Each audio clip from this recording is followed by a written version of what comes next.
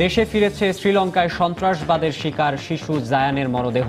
বনানীর বাসায় অশ্রুসিক্ত স্বজনদের ভিড়, শোকাহত পরিবেশ। জানাজার পর বিকেলে বনানীতে দাফন। রানা প্লাজা ট্র্যাজেডি স্মরণে নানা কর্মসূচি। ৬ বছর পরেও দুঃসহ স্মৃতি বয়ে বেড়াচ্ছেন ক্ষতিগ্রস্তরা। বিচার কাজের ধীরগতিতে হতাশা।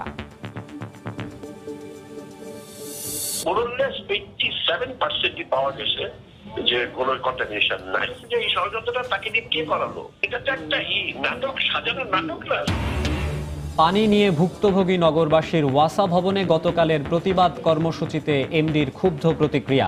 স্বীকার করলেন লাইনের কারণে প্রায় ৪০ ভাগ পানি ব্যবহারের অযোগ্য।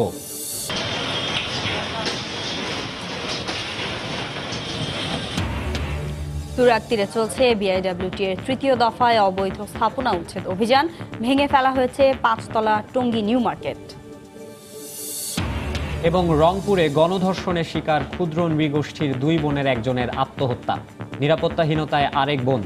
পুলিশের বিরুদ্ধে ঘটনা ধামাচাপা দেওয়ার অভিযোগ।